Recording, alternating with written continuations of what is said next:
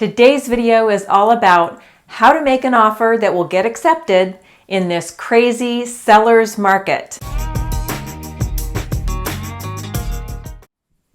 Nora Spangler here with Rogue Real Estate in beautiful Bend, Oregon. Today I'm going to give you some really great tips on how to write an offer with your realtor that will get accepted in this crazy seller's market. I've been working with a lot of buyers lately who have contacted me through my YouTube channel, so thank you for contacting me. I really appreciate you guys. And if you haven't subscribed yet, go ahead and click that subscribe button. Give this video a thumbs up if you would. Share it if you would. That really helps my channel grow. The first thing your agent should do is pick up the phone, call the listing agent, and ask some really basic questions like, where are the sellers going when they sell this home? Or would it be beneficial if when my client writes an offer that we included a rent back period? These are basic, simple questions that can really make your offer stand out if you just include some things that the sellers want. Maybe the seller wants a longer or a shorter closing time. So you don't know that unless your realtor picks up the phone and makes that call. Tip number 2, make your offer clean. Now, what do I mean by a clean offer? What I mean is have as few contingencies as possible and don't ask for a bunch of stuff like, can we have the washer and dryer? Can we have the refrigerator? Can you help us with our closing costs? No. Tip number 3, put your highest and best offer right at the beginning. What you want is get your foot in the door. So give them your best offer right at the beginning, specifically with price. Don't think you're going to go in low and then they're going to come back to you and there's going to be all this negotiating. That is not happening in this seller's market.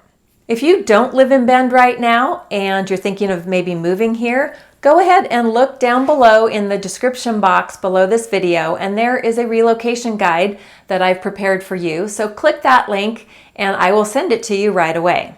So the 4th tip is to shorten any timeline in the contract that you possibly can.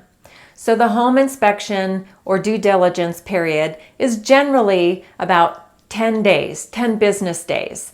So maybe you can shorten it to 5-6 days. So in a standard real estate contract, there are several contingencies that you can either shorten or do without. And there are some that I don't suggest you do without. One of those is a home inspection. Here's my tip. Instead of waiving the home inspection, do the home inspection, but write in the contract that you will only ask the seller to fix anything that is fire or safety related. That's what I did for my last buyers in Sisters, Oregon, and it got them the deal. Tip number 5 is regarding your earnest money. Earnest money is the deposit that you offer to the sellers, and if you go under contract, if they accept your offer, you're going to deposit that money with the escrow company. So increasing the dollar amount of your earnest money is a good thing because it lets them know how serious you are. Another thing you can do to sweeten the deal is to offer to release some or all of your earnest money to the seller as soon as you're through the home inspection or wherever in the contract you want to make it.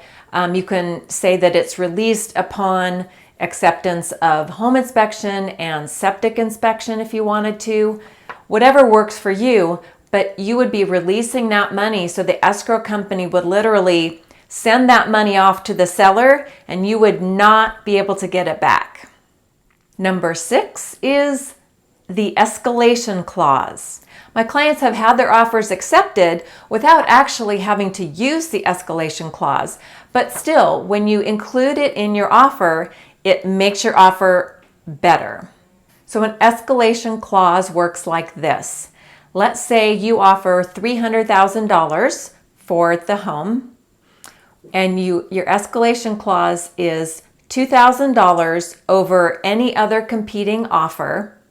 up to $310,000.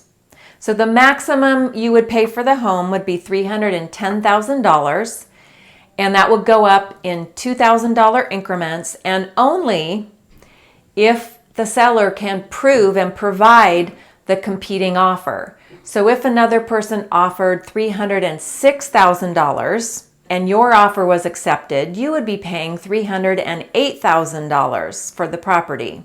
Does that make sense? Tip number 7 really probably should have been tip number 1.